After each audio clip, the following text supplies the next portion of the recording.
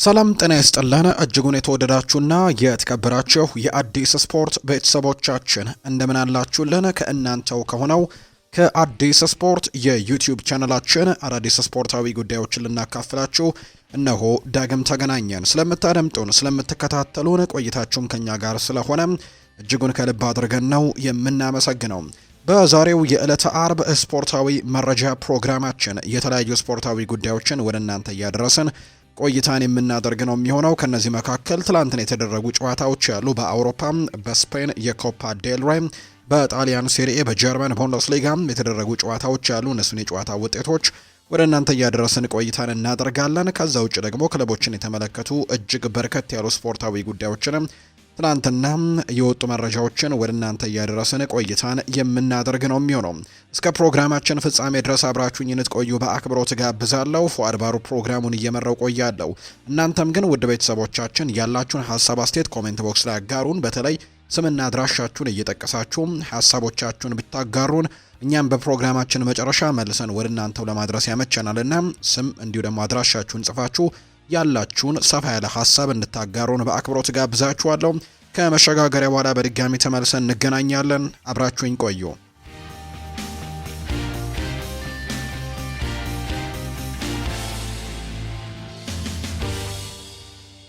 የሀገር ውስጥ መረጃን በማስቀደም ነው የዛሬ ፕሮግራማችንን የምንጀምረው።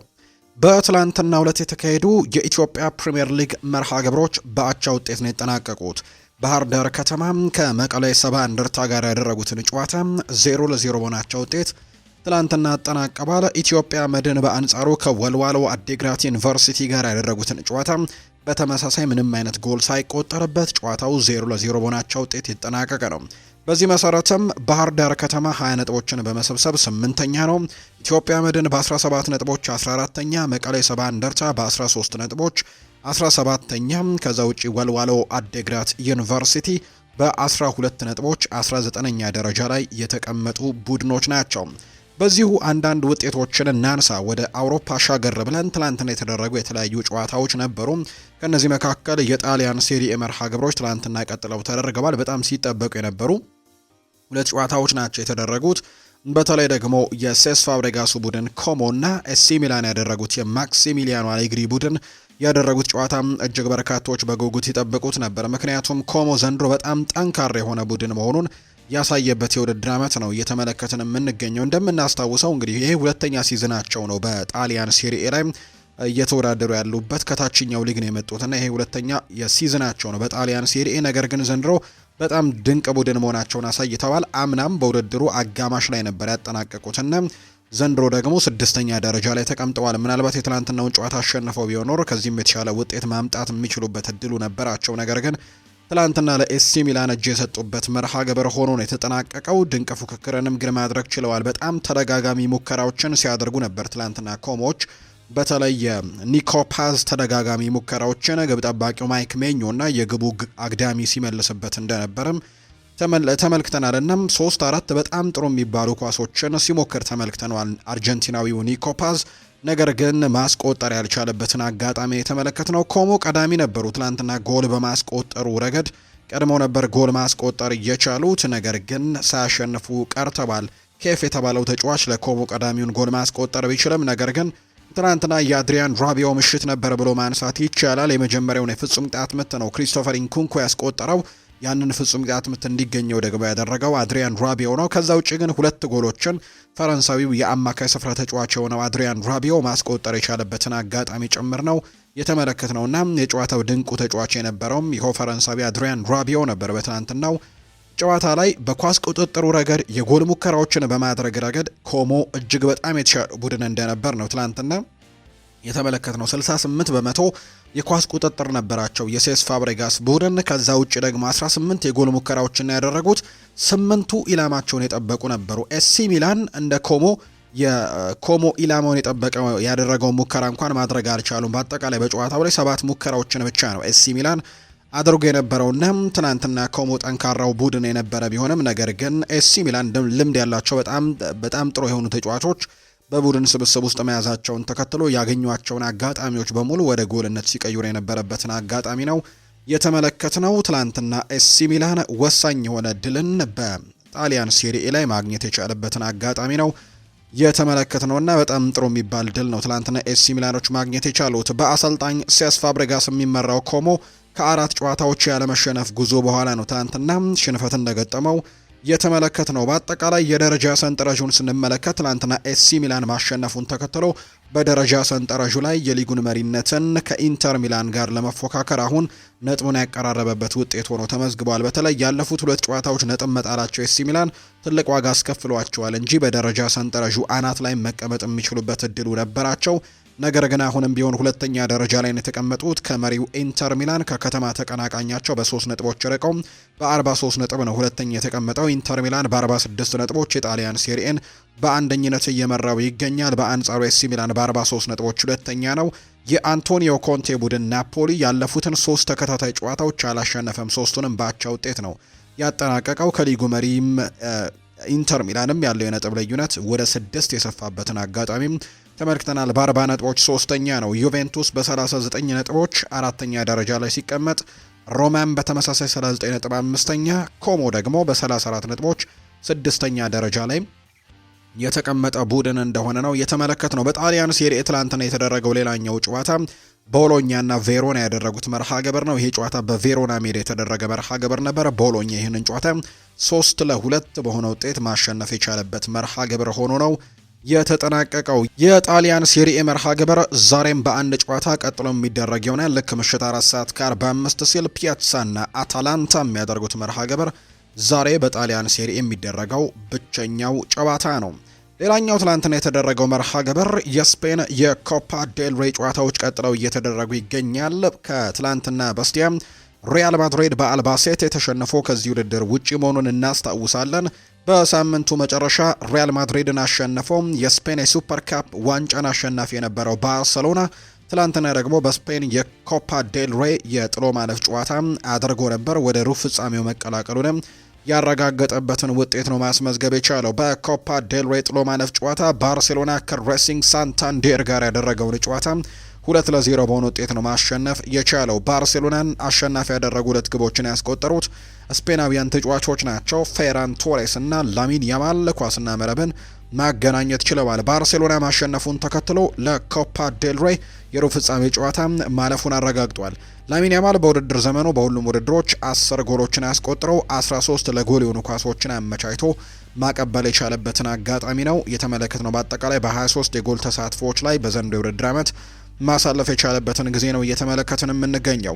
በጀርመን ቡንደስሊጋ ኦግስበርግ እና ኡኒየን በርሊን ትላንትና ጨዋታቸውን አድርገው 1-1 በሆነ ውጤት ጨዋታው ተጠናቋል። ዛሬ የሚደረጉ በርከት ያሉ ጨዋታዎች አሉ። እነሱን ደግሞ እንጠቁማቸው። ዛሬ በፍሬንች ሊግ 2 ጨዋታዎች ናቸው የሚደረጉት። ሞናኮና ሎሪዮ ምሽት 3 ሰዓት ላይ ጨዋታቸውን ሲያደርጉ፣ በፓርክ ደስ ፕሪንስ ደግሞ ፓሪስ ሰን ዠርመን እና ሊል የሚያደርጓቸው መርሃ ግብሮች ዛሬ የሚጠበቁ ናቸው። በጀርመን ቡንደስሊጋ ቨርደር ብሬመን ከአይንትራክ ፍራንክፈርት ጋር ዛሬ ጨዋታቸውን የሚያደርጉ ነው የሚሆነው በጀርመን ቡንደስሊጋ።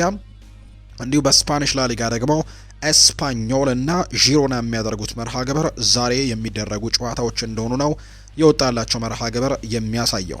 አሁን ደግሞ ክለቦችን የተመለከቱ ስፖርታዊ ጉዳዮችን እናንሳ። ማንቸስተር ዩናይትድን የተመለከተ መረጃን በማስቀደም ነው የዛሬ ፕሮግራማችንን የምንጀምረው። በጥር ተጫዋቾች የዝውውር መስኮት ሽያጮች ይኖራሉ ተብሎ አይጠበቅም በማንቸስተር ዩናይትድ ቤት። ከዚህ በፊት እንደገለጽንላችሁ በማንቸስተር ዩናይትድ ቤት በዚህ የጥር ተጫዋቾች የዝውውር መስኮት ግዢም ላይኖር እንደሚችል ሲነገር እንደነበር እናስታውሳለን። በተለይ ከአሰልጣኝ ሩበን አሞሪም ጋርም ሰጣ ገባ ውስጥ እንዲገቡ ካደረጋቸው ተግባሮች ወይም ደግሞ ካደረጋቸው ውሳኔዎች መካከል አንደኛው ይሁን እንደሆነ ይታወቃል። ለአሰልጣኙ ይፋ ተደርጎለት ነበር ምንም አይነት ግዢ በዚህ የጥር ተጫዋቾች የዝውውር መስኮት የመኖር እድሉ ጠባብ እንደሆነ፣ እሱ ግን የአማካይ ስፍራ ተጫዋቾች ማምጣት እንደሚፈልግ ሲነገር ነበርና ያ ነገር ወይም ደግሞ አሰልጣኝ ሩበን አሞሪም ቢሰናበትም ያ ነገር እንደጸና ነው የሚቀጥለው። ማንቸስተር ዩናይትድ በዚህ የጥር ተጫዋቾች የዝውውር መስኮት የትኛውም ቦታ ላይ ተጫዋች የማስፈረም ፍላጎት እንደሌለው በተደጋጋሚ ተገልጿል። አሁን ላይ የወጣው አዲሱ መረጃ ግን ማንቸስተር ዩናይትድን በጥር ተጫዋቾች የዝውውር መስኮት የሚለቁ ተጫዋቾችም ይኖራሉ ተብሎ እንደማይጠበቅ ነው መረጃው ይፋ ያደረገው። ማንቸስተር ዩናይትድ በጥር የዝውውር መስኮት የትኛውንም ተጫዋች ለሽያጭ እንደማያቀርብ ነው መረጃው እየወጣ የሚገኘው።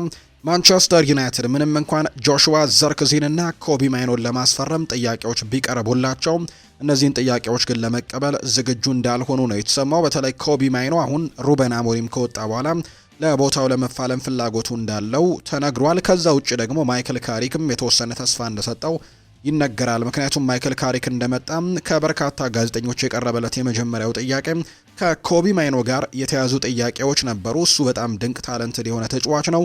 ቡድኔን በሱ ዙሪያ ለመገንባትም እሞክራለሁ፣ እርግጠኛ ነኝ በሜዳ ላይ ደቂቃዎችን ያገኛል ሲልም ጭምር ነው ካሪክ የተናገረውና ለኮቢ ማይኖ በጣም ትልቅ ተስፋ ይመስላል። ስለዚህ ይሄ በ10 እና ከ12 በላይ ክለቦች የሚፈለገው ተጫዋች አሁን ላይ ግን ይህ ተጫዋች በማንቸስተር ዩናይትድ ቤት የመቆየት እድሉ በጣም ሰፊ እንደሆነ ነው ሲነገር የነበረው። የጆሹዋ ዘርክዚም ጉዳይ ተመሳሳይ ነገር አለው።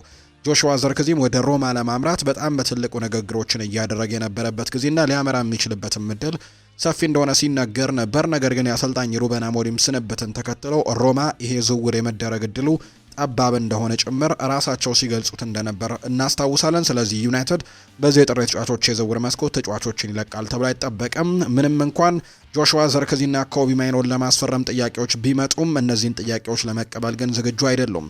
የሴሪኤ ክለቦች የሆኑት ሮማ ጆሹዋ ዘርክዚን እንዲሁም ደግሞ ናፖሊም ኮቢ ማይኖን ለማስፈረም ለረጅም ጊዜ ለማንቸስተር ዩናይትድም ጥያቄዎችን ሲያቀርቡ ድርድርም ሲያደርጉ ቢቆይም እስካሁን ድረስ ግን ለማንቸስተር ዩናይትድ ምንም አይነት አረንጓዴ መብራት አልሰጣቸውም፣ ወይም ዩናይትድ ይህ ዝውውር እንደሚደረግ ፍንጭ በጭራሽ አልሰጣቸውም። ተጫዋቾቹም ከማንቸስተር ዩናይትድ ጋር መለየት ቢፈልጉ እንኳን እስከ ውድድር ዓመቱ መጨረሻ ድረስ ማለትም አዲስ ቋሚ አሰልጣኝ እስከሚሾምና በእነሱ ዙሪያ ላይ ያላቸውን ነገር ወይም አሰልጣኙ እስኪወስን ድረስ እነዚህ ተጫዋቾች በዚህ ክለብ ይቆያሉ ተብሎ እንደሚታሰብ ነው ፋብሪዚዮ ሮማኖ መረጃውን እያጋራ የሚገኘው።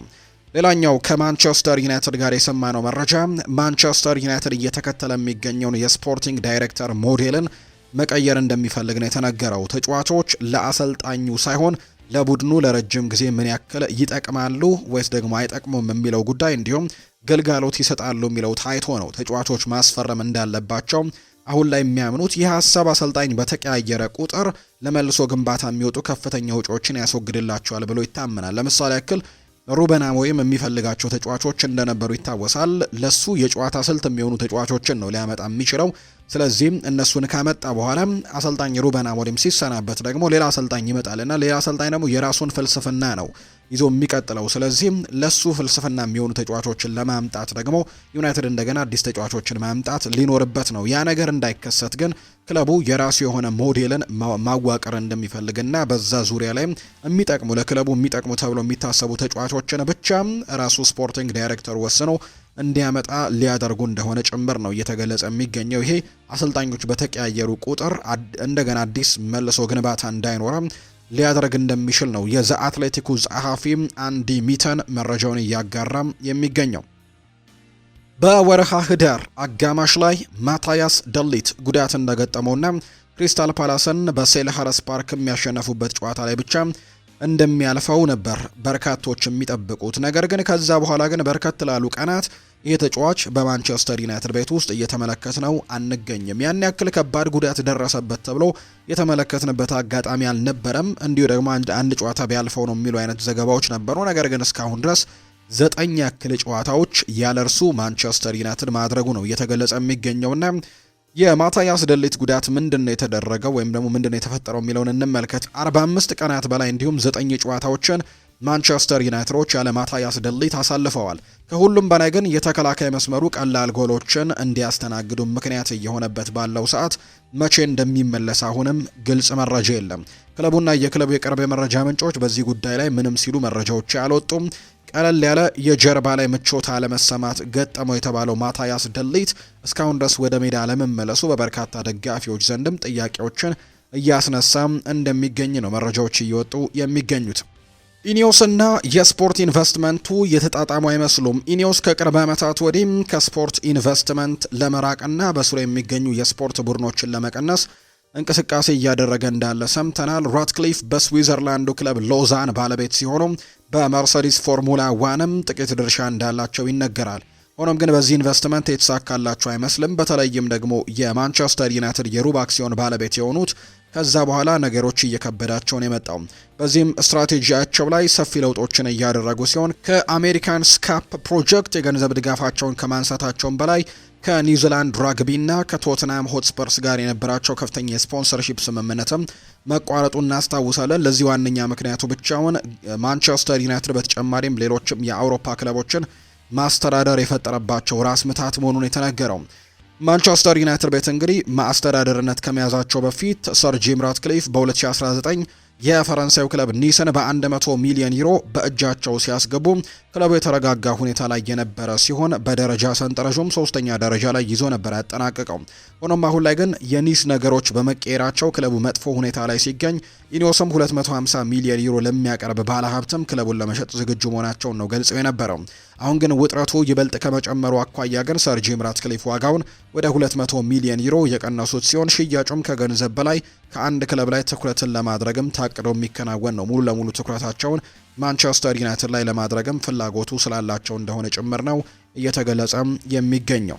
አርሰናልን የተመለከቱ መረጃዎችን እናጋራችሁ ውድ ቤተሰቦቻችን። ክሪስታል ፓላስ በዚህ ወር ማርክ ጉሂን ለመሸጥ ከ35 እስከ 40 ሚሊዮን ፓውንድ አካባቢ እንደጠየቀ ነው መረጃዎች የወጡት። ማንቸስተር ሲቲም ቢሆን ተጫዋቹን ለማስፈረም ይፋዊ ጥያቄ ለማቅረብ ተዘጋጅቷል። አርሰናልም የልጁ ፈላጊ እንደሆነ አንዳንድ የመረጃ ምንጮች እየወጡ ይገኛሉ።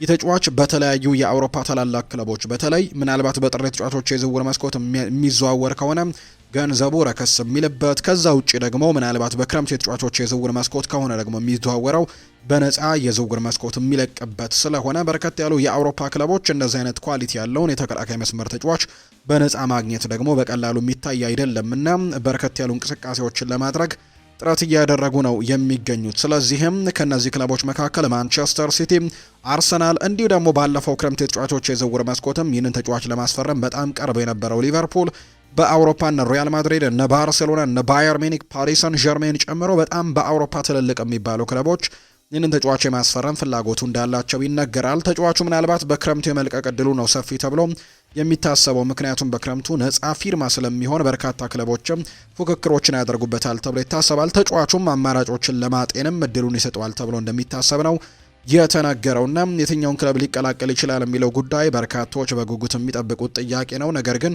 አምና ሊቨርፑል በጣም ቅርቦ እንደነበር ይታወሳል። ዘንድሮ ግን ምናልባት ሪያል ማድሪድም የሚሉ መረጃዎች እየወጡ ይገኛሉ። ተጫዋቹ ለሪያል ማድሪድ የመጫወትን ፍላጎት እንዳለው ይነገራል። በእንግሊዝ የመቆየት እድል ካለው ግን ትልልቆቹ ክለቦች እነ አርሰናል፣ ሲቲ፣ ሊቨርፑል ጭምር በትልቁ እየፈለጉት እንደሚገኝ ነው የተገለጸው። የስካይ ስፖርቱ ጋዜጠኛ የሆነው ጄሚ ሬድናፕ ይናገራል። አርሰናል ጨዋታውን ጨርሶ ወደ ኤምሬትስ መሄድ ይችል ነበር ሲል ነው ከቼልሲ ጋር ከነበረው የካራባው ካፕ የግማሽ ፍጻሜ ጨዋታ በኋላ ሀሳቡን የሰጠው። በግማሽ ፍጻሜው ጨዋታ በስታንፈርድ ብሪጅ የነበረው መርሃ ግብር በአርሰናል የ3-2 አሸናፊነት መጠናቀቁ ይታወሳልና አሁንም የመልሱ ጨዋታ በጉጉት እንዲጠበቅ አድርጎታል የተመዘገበው ውጤት። ጄሚ ሬድናፕም ይህንን ጉዳይ በማስመልከት ነው ሀሳቡን የሰጠው። አርሰናል በዛ ጨዋታ ላይ ጨዋታውን አሸንፎ መውጣት ይችልና በደንብ በሰፊ ጎል ልዩነት ማለት ነው። እንዲሁ ደግሞ ወደ ኤምሬትስም በቀላሉ የሚሄድበትን አጋጣሚ ማግኘት ይችል ነበር ጨዋታውን ጨርሶ ሲል ጄሚ ሬድናፕ ይናገራል። በጨዋታው መጨረሻ ላይ ብዙ ለውጦችን ያደርገዋል። ቼልሲ በመጨረሻው ላይ ያስቆጠረው ጎልም ከሊያም ሮዝኒየር እይታ አንጻር ጥሩ ተስፋ እንዲኖረው ያደረገ ይመስለኛል ብሏል። ነገር ግን አርሰናል በራሳቸው ላይ ትንሽ ጫና ጨምረዋል ለመልሱ ጨዋታ ብሏል። ጨዋታው ከመጀመሩ በፍጥነት መሪነቱን ወስደውት ነበር፣ ጨዋታውንም አሸንፈዋል። እናም ጥሩ ውጤት ነው ያስመዘገቡት። ነገር ግን ይህ ጨዋታ በስታንፈርድ ብሪጅ ጨርሰውት ወይም ደግሞ በቃ ቀብረውት መመለስ ይችሉ ነበር። ነገር ግን ያንን ሳያደርጉ ነው የወጡትና የመልሱ ጨዋታ እንዲጠበቅም አድርገውታል ሲልም ጭምር ነው የተናገረው ጄሚ ሬድናፕ ስለ ቼልሲና ስለ አርሰናሉ ጨዋታ ሲናገር። በሚቀጥለው የክረምት ተጫዋቾች የዝውውር መስኮት አርሰናል አንድ ተጫዋች ለማስፈረም እንቅስቃሴ ሊያደርግ እንደሚችል ሰምቻለሁ ሲል ለአርሰናል ቅርብ የሆነ የመረጃ ምንጭ ሀሳቡን አጋርቷል። አርሰናል ምናልባት በሚቀጥለው ክረምት ያስፈርመዋል ተብሎ የተጠበቀው ተጫዋች የኒውካስል ዩናይትዱ አንቶኒ ጎርደን እንደሆነ መረጃዎች እየወጡ ይገኛሉ። በተለይ በዛ የማጥቃት ቦታ ላይ አርሰናሎች ተጫዋቾች እንደሚያስፈልጋቸው ይታወቃል። ጋብሪኤል ማርቲኔሊ ወደ ሌሎች ክለቦች ለማምራት እንቅስቃሴዎችን ሊያደርግ እንደሚችል የሚያሳዩ መረጃዎች ሰሞኑን እየሰማን እንገኛለን። በተለይ ከወኪሉ ጋር ቀጣይ ዓመት በሌላ የአውሮፓ ታላቅ ክለብ የመጫወት ፍላጎት እንዳለውና ክለብ የማፈላለግ እንቅስቃሴዎችን እያደረገ እንዳለ ሰሞኑን አንዳንድ መረጃዎች ሲወጡ ሰምተናል። ከዛ ውጪ ሊያንድሮ ትሮሳርድ ዘንድሮ በጣም ድንቅ የውድድር ዓመትን እያሳለፈ እንደሚገኝ ቢታወቅም ነገር ግን ከእድሜ መግፋት ጋርና ከሌሎች ነገሮች ጋር በተያያዘ ምናልባት በሚቀጥለው የውድድር ዓመት በዛ ቦታ ላይ ሌላ ተጫዋች እንደሚያስፈልጋቸው በርካቶች እያመኑ ይገኛሉ። በዚህም መሰረት ነው የመረጃ ምንጮቹ ከአንቶኒ ጎርደን ጋር አርሰናልን እያገናኙ እንደሚገኙ የተገለጸው። ይህ ተጫዋች የመርሲሳይድ ተወላጅ ከመሆኑ ጋር በተያያዘ በአብዛኛው ጊዜ ሲነገር እንደነበረው ለሊቨርፑል የመጫወት ትልቅ ፍላጎት እንዳለው ይነገራል አንቶኒ ጎርደን። ነገር ግን ሊቨርፑል ምናልባት ጥያቄዎችን የማያቀርብለት ከሆነ ሊቨርፑል በዛ ቦታ ላይ ሌሎች ተጫዋቾችን ለማስፈረም እንቅስቃሴዎችን እያደረገ ከመሆኑ ጋር በተያያዘ ማለት ነውና ምናልባት በቀጣዩ ክረምት ወደ ትልልቆቹ ክለቦች የማምራት እድል ይኖረዋል። አርሰናል ደግሞ የዚህ ተጫዋች ፈላጊ ሊሆን እንደሚችል ጭምር ነው የተናገረው። ሃሪ ሬድናፕ ቪክተር ዮኬሬሽ ስለተበሳጨበት ጉዳይ ሀሳቡን ሰጥቷል። ለቪክተር ዮኬሬሽ ከቼልሲ ጋር የነበረው ጨዋታ በጣም ጥሩ ምሽት ነበር፣ የተለየ ቀንም እንደነበር ተመልክቼ ያለው። በስፖርቲንግ እያለ ቡድኑ በዊንግ ባክ ስለሚጫወት በግራ መስመር የሚኖረው ተጫዋች በግራ ኳስ ያሻማለታል። በቀኝ መስመር ላይ ያለውም የቀኝ እግር ተጫዋችም ስለሆነ በቀኙ ያሻማለታል። ወደ አርሰናል ሲመጣ ግን በቀኝ ያለው ሳካ ነው። ሳካ ደግሞ በዛ ቦታ ላይ ሲገኝ ወደ ጎል ከማስኬድ ይልቅ አሸማቆ ወደ ኋላ መልሶ መጠቀምን ይመርጣል። በዛ ምክንያት ነው በስጭቱ የመጣው ሲል ጭምር ይናገራል። ምናልባት ጎሉን የምታስታውሱት ከሆነ ቤን ዋይት ሴንተር ያደረገውን ኳስ ቪክተር ዮኬሬሽ ያስቆጠረውን ኳስ እንግዲህ የምታስታውሱ ከሆነ መጀመሪያ ላይ ቡካዮ ሳካም ለቪክተር ዮኬሬሽ ማቀበል የሚችልበት አጋጣሚ እንደነበረው የምናስታውሰው፣ ምናልባት በቀኝ እግሩ ሴንተር ቢያደርገው ኖሮ ቪክተር ዮኬሬሽ በቀላሉ ሊያስቆጥር የሚችልበት እድሉ እንደነበረው ተመልክተናል። ያንን ኳስ ግን ቡካዮ ሳካም ሴንተር ከማድረግ ይልቅ አሸማቆ ወደ ኋላ መመለስን ምርጫው አድርጎ ነበር። በዛ ሰዓት ቪክተር ዮኬሬሽ ብስጭት ውስጥ ገብቶ እንደነበር ተመልክተን ነበር። ነገር ግን ያው ኳስ ነው፣ ራሱ ኳስ ነው የተቆጠረው፣ ለቤን ዋይት ሰጠው። ቤን ዋይት ነው ሴንተር ሲያደርገው ኳስና መረብ የተገናኘውና ሰለብሬት በሚያደርጉበት ሰዓትም ቡካዮ ሳካን ላለማቀፍ ያደረገው ጥረትም ጭምር የሚያሳዩ ዘገባዎች ወይም ደግሞ የሚያሳዩ ምስሎችም እየተመለከትን ነበር። ያንን ነገር ሆን ብሎ አደረገው አላደረገው የሚለው ጉዳይ ባይረጋገጥም ነገር ግን እንደዚህ አይነት ብስጭቶች እንዳሉት ግን ቪክተር ዮኬሬሽ ኳሶች እየደረሱት እንዳልሆነ ግን መግለጽ እንደፈለገና ወይም ብስጭት መግለጽ እንደፈለገ የሚያሳዩ ነገሮችን በርከት ያሉ ትልልቅ ተንታኞች ጄሚ ሬድናፕን ጨምሮ ያንን ነገር ሲያጋራ ተመልክተነዋልና በዚህ ምክንያት ነው ቪክተር ዮኬሬሽ ተበሳጭቷል ሲል ጄሚ ሬድናፕ ከቡካዮ ሳካ ጋር የነበረውን ጉዳይ የገለጸበት መንገድ ነው ይሄ ሀሳብ።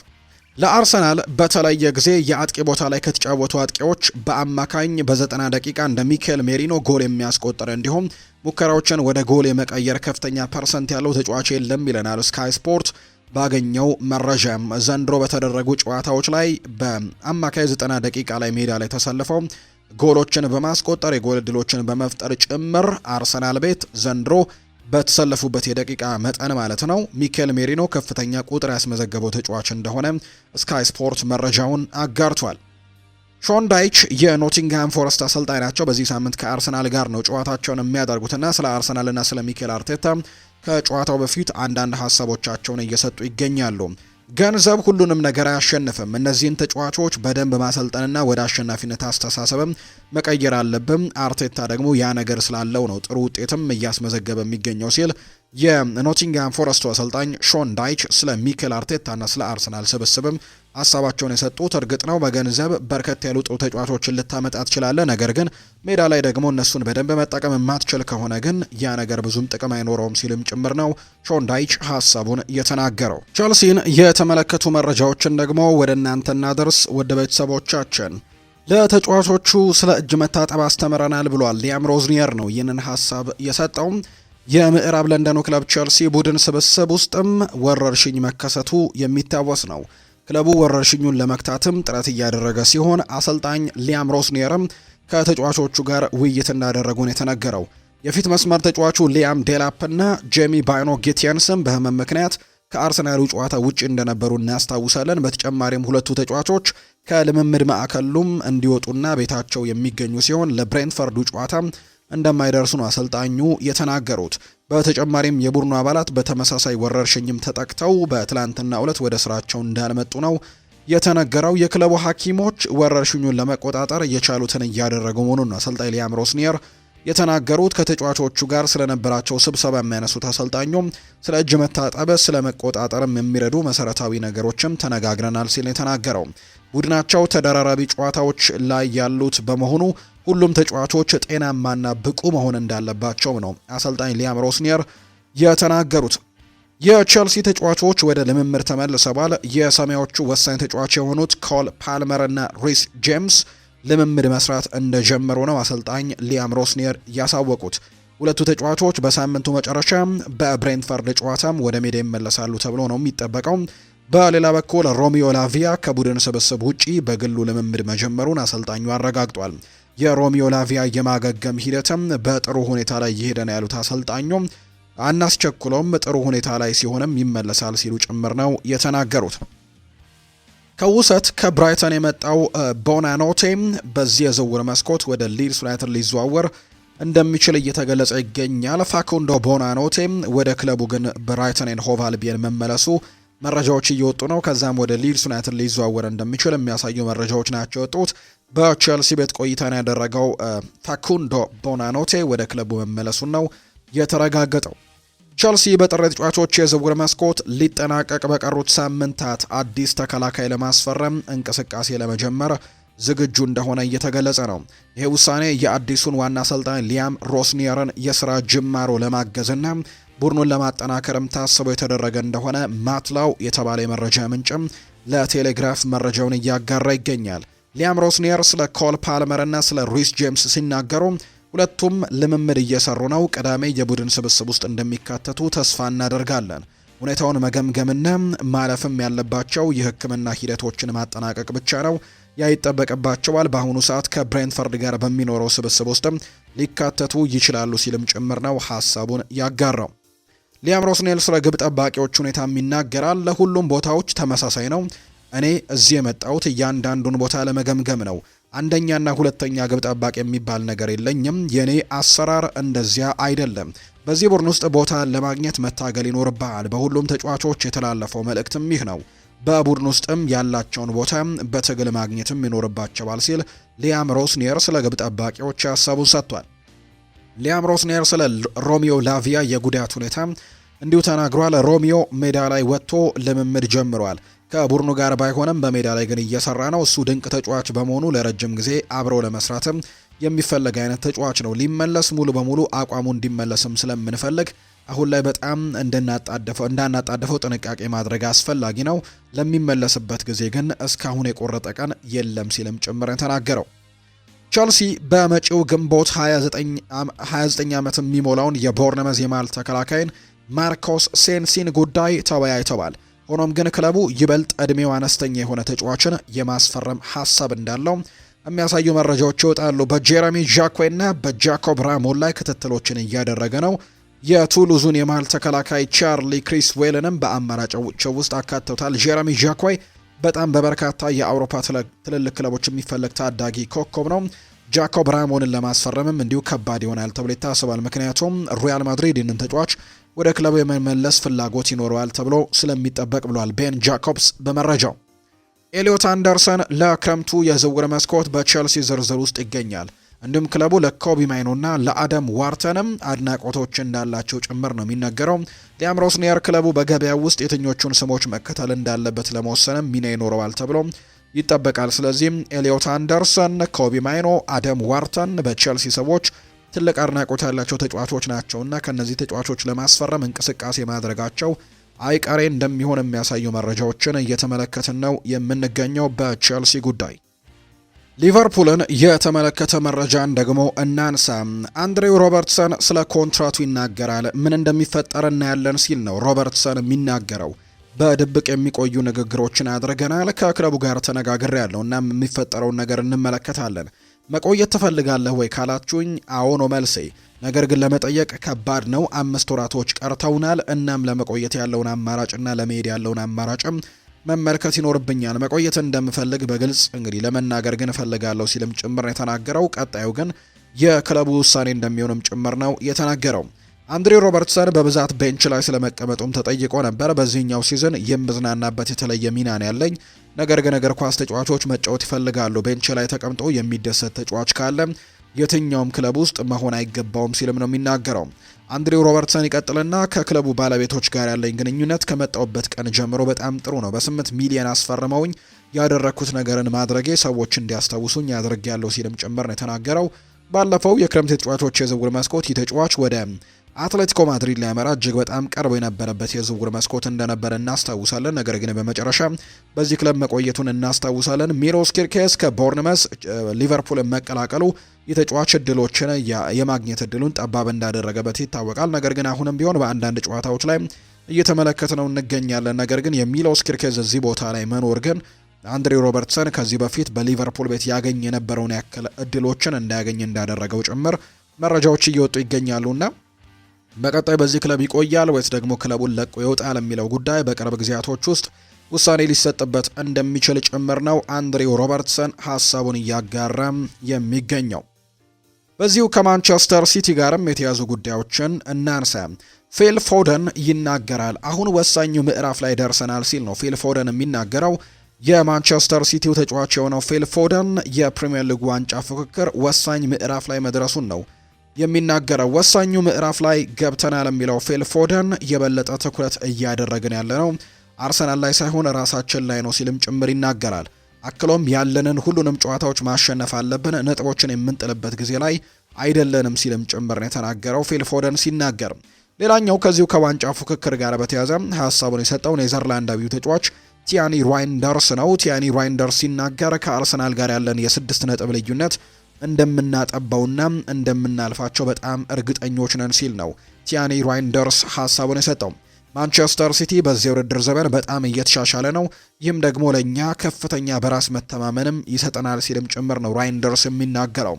አሁንም ቢሆን ቡድኑ ከዚህ በላይ ለመሻሻል ብዙ እድሎች ያለን እናም እስካሁን ድረስ ወደ ምርጡ ብቃታችን ላይ እንዳልደረስን አምናለሁ። ስለዚህ አርሰናልን ለማለፍና አርሰናልን ለመብለጥም በጣም እርግጠኞች ነን፣ እድሏለን ሲልም ጭምር ነው ቲያኒ ራይንደርስ እየተናገረ የሚገኘው። ስለዚህ ሁለቱ ተጫዋቾች ማንቸስተር ሲቲ ዘንድሮ የተሻለ ውጤት እንደሚያመጣ ሀሳቡ እንዳላቸው ነው ፊል ፎደንም ቲያኒ ራይንደርስም ሀሳባቸውን የሰጡት። ማክስ አሌይኔ ይናገራል። የመጀመሪያ ደርቢ ጨዋታዬን በዚህ ሳምንት ለማድረግ በጣም ጓጉቻለሁ ብለዋል። ድባቡ አስደናቂ እንደሚሆን እርግጠኛ ነኝ፣ መጠበቅም አልቻልኩም ሲልም ጭምር ነው ማክስ አሌይኔ እየተናገረ የሚገኘው። ማክስ አሌይኔ ቀጥልና ሁሉም ነገር በጣም አስገራሚ ነበር። ከሴት ጓደኛና ከቤተሰቤ ጋር እያለሁኝ ነው ወኪሌ ስልክ የደወለልኝና ማንቸስተር ሲቲ እኔን ከዋትፈርድ መመለስ እንደሚፈልግ ነገረኝ። ከዚያም ወዲያውኑ ነው ማንቸስተር ሲቲን የተቀላቀልኩት። እናም በማግስቱ ከቡድን አጋሮቼ ጋርም ልምምድ ሰራውኝ ብሏል። ማንቸስተር ሲቲን በተቀላቀልኩኝ ማግስት እኔና ፔፕ ጓርዲዮላ ጠዋት ላይ ተነጋገርን። እሱ ችሎታዬ ምን እንደሆነ ያውቃል። አካዳሚ እያለሁም በደንብ ያውቀኝ ነበር። ከኔ ምን እንደሚፈልግና እኔ ምን መስጠት እንደምችልም ያውቅ ነበር ብሏል ማክስ አሌይኔ ስለ ፔፕ ጓርዲዮላ ሲናገር። የኛ ፍላጎት በሁሉም ውድድሮች ላይ መሳተፍና ሁሉንም ዋንጫዎችንና ጨዋታዎችን ማሸነፍ ነው ሲልም ጭምር ነው ማክስ አሌይኔ ሀሳቡን እየሰጠም የሚገኘው። የሪያል ማድሪድ ጉዳዮችን ደግሞ መረጃዎችን እናንሳ። ከተሸነፉበት ጨዋታ በኋላ አንድም የሪያል ማድሪድ ተጫዋች ለሽንፈቱ ኃላፊነት የወሰደ እንደሌለም ሆሴ ሉዊስ ሳንቼዝ መረጃውን ያጋራል። ሆኖም ግን አርቫሎ አርቤሉዋ ወደ መልበሻ ክፍሉ ገብቶ ሊያጽናናቸው ተገዷል። ተባብረው ጠንክረው መስራትም እንዳለባቸው እና ደግሞ ለውጤቱ ተጠያቂውም ራሱ እንደሆነ ጭምር ነው ያረጋገጠላቸውና ሲያጽናናቸውም እንደነበር ነው አርቤሉዋ የተነገረው። ኤንድሪክ ፊሊፔ ይናገራል። ፍሎሬንቲኖ ፔሬዝ የጨዋታ ደቂቃዎችን ማግኘት እንዳለብኝና ጎሎችን ማስቆጠር እንድችልም በጣም ረድቶኛል ሲልም ጭምር ነው ፍሎሬንቲኖ ፔሬዝ የሚናገረው። ያንን ነገር ተረድቶኛል፣ ስለዚህም ወደ ኦሎምፒክ ሊዮን ሄጄ ደግሞ ደቂቃዎችን እንዳገኝም እድሉን ሰጥቶኛል ሲልም ጭምር ነው የተናገረው ኤንድሪክ ፊሊፔ ሲናገር። ፕሬዚደንቱ ሁልጊዜም ሁሉንም ሰው በሁሉም ነገር ይረዳል። እኔም ከዚህ የተለየው አልነበርኩም። ተከታታይ ጨዋታዎችን የመጫወት ፍላጎቴን ተረድቶ እንደ ሁልጊዜውም ለጋስ ነበር። እናም የበለጠ የጨዋታ ደቂቃዎችን እንዳገኝም ፈቅዶልኛል። በማድሪድ ውስጥ ከሻቪ አሎንዞ ብዙ ነገሮችን ተምሬያለሁ። እሱ ከፍተኛ ደረጃ ያለው ተጫዋች ነበር። ስለ እግር ኳስ ያውቃል። ለረጅም ጊዜ ጉዳት ቢደርስብኝም እናም ከሁሉም ጋር ደግሞ ልምምድ ማድረግ ባልችልም ከሱ የሰማሁት ነገር ተጠቅሜበታለሁ። ከሪያል ማድሪድ ደጋፊዎች ባገኘሁት ፍቅር በጣም ደስተኛ ነኝ። እናም በሊዮን በሚኖረኝ አጭር ጊዜም ስኬታማ እንደሆነና ዋንጫዎችን እንዳሸነፍ እንደሚደግፉኝም ተስፋ አደርጋለሁ። ደጋፊዎች በቻምፒየንስ ሊግ ለሪያል ማድሪድ ይደግፋሉ፣ ነገር ግን በዩሮፓ ሊግ ደግሞ ሊዮንን እንዲደግፉ ተስፋ አለኝ ሲልም ጭምር ነው ኤንድሪክ ፊሊፔ የሚናገረው። ጠንክሬ ወደ ቤት የሪያል ማድሪድም እመለሳለሁ ሲልም ጭምር ነው ኤንድሪክ ፊሊፔም የተናገረው። የሪያል ማድሪድ አስተዳደር አሁንም ቡድኑ ያለ ዋንጫ ዓመቱን እንዲያጠናቅቅ በጭራሽ አይፈቅዱም፣ ያለበለዚያ በቡድን ውስጥ ከባድ መዘዞችም ይመጣሉ ተብሎ እንደሚታሰብ ነው ኤል ቼሬንጊቶ የቴሌቪዥን ጣቢያ መረጃውን እያጋራ የሚገኘው። አሁን ላይ ሪያል ማድሪድ 2 አማራጮች ብቻ ነው ያሉት፣ የስፓኒሽ ላሊጋንና የአውሮፓ ቻምፒየንስ ሊግን። ከዛ ውጭ ያሉት ዋንጫዎች ከእጁ እንደወጡ ይታወቃልና እነዚህን 2 ዋንጫዎች መካከል አንዱን ቢያንስ ማሸነፍ እንዳለበት ነው የሪያል ማድሪድ አስተዳደር እያመነም የሚገኘው። የሪያል ማድሪድ ቦርድ ከሌቫንቴ ጨዋታ በፊት ሁሉንም ተጫዋቾች ሰብስበው ለማነጋገር ውሳኔ ሰጥቷል። በቀጥታም ሻቪ አሎንዞ እነዚህ የለም፣ ስለዚህም ከዚህ በኋላ ለሁሉም ነገር ተጠያቂ የምትሆኑት እናንተ ናችሁ የሚል ተጫዋቾቹ ላይ ማስጠንቀቂያ ለማስተላለፍም ፍላጎት እንዳላቸው ነው ዲያሪዮ አስ መረጃውን ያጋራው። ሪያል ማድሪድ በክረምት የዝውውር መስኮት ከልክ ያለፈ የቡድን ለውጥ አያደርግም፣ ነገር ግን የመሃል ተከላካይና አማካይ ለማስፈረም ይሰራል። ከዚህ በላይ ግን ምንም ሊያደርግ አይችልም ነው ያለው። አሁን ያለው ስብስብ ዋንጫ ለማግኘት የሚታገል ቡድን እንደሆነ ያምናሉ ተብሎ ነው የሚጠቀሰው። የሪያል ማድሪድ ሰዎች በዚህ ክረምት በክለብ ውስጥ ትልልቅና ያልተጠበቁ ውሳኔዎችን ማድረግ እንዳለባቸው እርግጠኞች ሆነዋል። ክለቡም በኋላ ላይ የሚፈጠሩ ነገሮች ተጫዋቹ ሁሉንም ኃላፊነት መውሰድ እንዳለባቸው እንደተነገራቸው ጭምር ነው የተዘገበው። ሪያል ማድሪድ ከትላንትና በስቲያ ምሽት በስፔን የሱፐር ካፕ ዋንጫ ወይም የኮፓ ዴል ሬ ዋንጫ ወይም የንጉሱ ዋንጫ የምንለው በአልባሴቴ ከደረሰበት ሽንፈት በኋላ ተጫዋቾቹ ለሽንፈቱ ተጠያቂ ሆነዋል። ከዚህ በተጨማሪም በሚቀጥለው ክረምት በሪያል ማድሪድ ቤትም አስገራሚና ያልተጠበቁ ውሳኔዎችም እንደሚኖሩ ጭምር ይጠበቃል። ስለዚህ የሪያል ማድሪድ ተጫዋቾች ከዚህ በኋላ ማስጠንቀቂያ እንደደረሳቸው፣ ሻቪ አሎንዞ እንደተሰናበተ፣ ከዛ ውጭ ከዚህ በኋላ ተጠያቂ የሚሆኑት ራሳቸው ተጫዋቾቹ እንደሆኑ ጭምር ነው የተነገራቸው። በሪያል ማድሪድ ውስጥ ያሉ አብዛኞቹ ሰዎች ለቲቦ ኩርቱዋና ኬሊያን ምባፔ በስተቀር ከነዚህ 2 ተጫዋቾች ውጪ የተቀሩ ተጫዋቾች ዝቅተኛ የሆነ የብቃት ደረጃ ላይ እንዳሉ ነው የሚታመነው። እነዚህ ተጫዋቾች ብቻ ጥሩ ደረጃ ላይ ይገኛሉ፣ ሌሎች ግን የሚጠበቅባቸውን ነገር እያደረጉ እንደማይገኙና ዝቅተኛ ደረጃ ላይ እንደሚገኙ ነው የሚያምኑት። ሪያል ማድሪድ ከአርቫሎ አርቤሎና ከተጫዋቾች በቀሪው የውድድር ዘመን ተጨማሪ ጥረቶችን እንዲያደርጉ እናም ለቡድኑ አስተዋጽኦችን እንዲፈጥሩ ይፈልጋሉ ነው የተባለው። ክለቡ ለተጫዋቹም ሆነ ለአሰልጣኙ የቡድን ሁኔታ በጣም አሳሳቢ እንደሆነ ጭምር እንደነገራቸው ነው የተገለጸው። ምናልባት በክረምት የተጫዋቾች የዝውውር መስኮት ተጫዋቾችን ከማስፈረም ውጭ ሪያል ማድሪድ አሰልጣኝ ለመቅጠርም ሙከራዎችን ያደርጋል ተብሎ ይጠበቃል ነው የተባለው። ከነዚህ መካከል ከሚፈልጓቸው አሰልጣኞች መካከል አንደኛው የርገን ክሎፕ ነው። ክሎፕ በሚቀጥለው ክረምት ከአንድ ክለብ ይፋዊ የዝውውር ጥያቄ ከቀረበለት ወደ አሰልጣኝነት ለመመለስ እያሰበ ነው የሚሉ መረጃዎች ያሉ። ሪያል ማድሪድ ይህንን ሰው ሁልጊዜም ለማስፈረም ፍላጎት አለው። የርገን ክሎፕ በሬድቡል ደስተኛ እንደሆነ ይነገራል። እናም ከሬድቡል ፕሮጀክት ጋርም የቅርብ ግንኙነት አለው። ነገር ግን ነገሮች ከተሻሻሉ ወደ አሰልጣኝነት የሚመለስበት ቢያንስ 2 ፕሮጀክቶች አሉ። እሱም ፍላጎቱ ወደ አሰልጣኝነት ከተመለሰ 2ቱን ማሰልጠን ነው። አንደኛው ሪያል ማድሪድን ማሰልጠን ነው። ካልሆነ ደግሞ የጀርመን ብሔራዊ ቡድንን ማሰልጠኝ እንደሚፈልግ ነው የተነገረው። ከሁለቱ አንዱን ማሰልጠን ይፈልጋል። ክሎፕና ሪያል ማድሪድ በ2026 ክረምትም በቁም ነገር ይህንን ድርድር ሊያደርጉ እንደሚችሉ ማርካ የተባለ የመረጃ ምንጭም እየገለጸ ነው። በአሁኑ ሰዓት ብዙ ተጫዋቾች አገልግሎታቸው ለሪያል ማድሪድ እየሰጡ እንደሆነ ክለቡ አመኔታ አለው። በዚህ ምክንያትም አሁንም ቢሆን ክለቡ በጥር ወር ምንም አይነት ተጫዋቾችን የማስፈረም እቅዶች የላቸውም። በአንጻሩ ግን በክረምቱና በሚቀጥሉት የዝውውር መስኮቶች ግን አንድ ትልቅ ሀሳብን አስበዋል። እሱም ኤርሊንግ ሃላንድን ለማስፈረም ሊደረግ የሚችለው ስምምነት ነው። ሪያል ማድሪድ በጣም ከፍተኛ የሆነ የዝውውር ክፍያን ቦነስን ጨምሮ የረጅም ጊዜ የደሞዝ ክፍያንም ያስወጣዋል። በሲቲ በተጫዋቹና በሪያል ማድሪድ መካከልም ያለው ስምምነት በጣም አስቸጋሪ የሚያደርገው ይህ ነው ተብሎ ገንዘቡን ተብሎ እንደሚታሰብ ፍሎሪያን ፕሌተንበርግ መረጃውን አጋርቷል። ሪያል ማድሪድ ኤርሊንግ ሃላንድን ይፈልገዋል። እናም በዚህ ክረምት መጀመሪያ ላይ ክስተት ሊፈጠር ይችላል ተብሏል። ፍሎሬንቲኖ ፔሬስ አጥቂውን የማካተት ህልሞችና እሱን የቡድኑ ጎል አስቆጣሪ አድርጎ ይመለከተዋል። ኤርሊንግ ሃላንድ ሪያል ማድሪድን በእግር ኳስ ህይወቱ የመጨረሻው መዳረሻ ወይም ግቡ አድርጎ ይመለከተዋል። ከዛም በተጨማሪ የስፔን ላሊጋ ቢግ ፋን እንደሆነ ጭምር ፍሎሪያን ፕሌተንበርግ መረጃውን አጋርቷል። እና ይሄ ዝውውር ምናልባት ለማድረግ ሪያል ማድሪዶች ትልቅ እንቅስቃሴ ሊያደርጉ የሚችሉበት እድል እንዳላቸው ነው እየተገለጸ የሚገኘው። ባርሰሎና ዘንድሮ ቻምፒየንስ ሊግን አያሸንፍም ብሏል ቶኒ ክሮስ። ጀርመናዊው የቀድሞ ተጫዋች ቶኒ ክሮስ ባርሴሎና በዚህ ዓመት በቻምፒየንስ ሊግ ማሸነፍ እንደማይችል ነው የተናገረው። ባርሴሎና በአውሮፓ ማራኪ እግር ኳስን የሚጫወት ቡድን ነው ያለው ቶኒ ክሮስ፣ ነገር ግን በዚህ ልክ በርካታ አደጋዎችንም ይጋፈጣሉ ሲል ይናገራል። አክሎም ላሚን ያማል፣ ፔድሪና ራፊኒሃ ጥሩ ጨዋታን ያላሳለፉበት ቀን ትንሽ ቡድን አሸንፎ ከቻምፒየንስ ሊጉ ሊያሰናበታቸው ይችላል ሲልም ጭምር ነው ቶኒ ክሮስ የሚናገረው። እነዚህ ተጫዋቾች አንድ ቀን ጥሩ ነገሮችን ማድረግ ባይችሉ ላሚን ያማል፣ ፔድሪና ራፊኒያ ጥሩ ነገሮችን ካላሳለፉ ቡድኑ ተሸንፎ ሊወድቅ የሚችልበት እድሉ እንዳለው ያምናል። ስለዚህ ባርሴሎና የአውሮፓ ቻምፒየንስ ሊግን የማሸነፍ እድሉ የላቸውም ሲልም ነው የተናገረው። ባለፈው ዓመት በሰጡት አስተያየት እጸናለው የሚለው ቶኒ ክሮስ ባርሴሎና በዚህ ዓመትም ቻምፒየንስ ሊግን አያሸንፍም ሲልም ጭምር ነው አስተያየቱን የተናገረው። ሪቻርልሰን ለሳምንታት ከሜዳ እንደሚርቅ የሚወጡ መረጃዎች ያሳያሉ።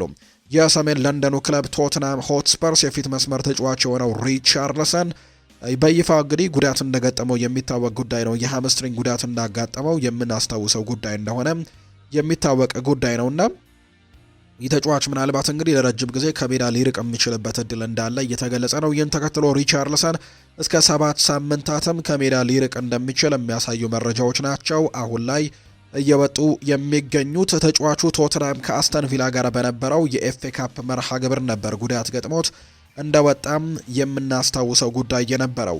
ስለዚህ በዛ ጨዋታ ላይ ተቀይሮት ከወጣ በኋላ አሁን ላይ ወደ ሜዳ ለመመለስ ረጅም ጊዜያቶች ይወስዱበታል። ተጫዋቹ በዚህ ጉዳት ምክንያትም ለሳምንታት ከሜዳ እንደሚርቅ ጭምር ነው የሚያሳዩ መረጃዎች እየተመለከትን እንዳሉ ዘገባዎቹ እየጠቆሙትና በጉዳቱ ምክንያት እስከ 7 ሳምንታትም ይህን ቡድን ማገልገል እንደማይችል ነው አሰልጣኝ ቶማስ ፍራንክ የተናገሩት።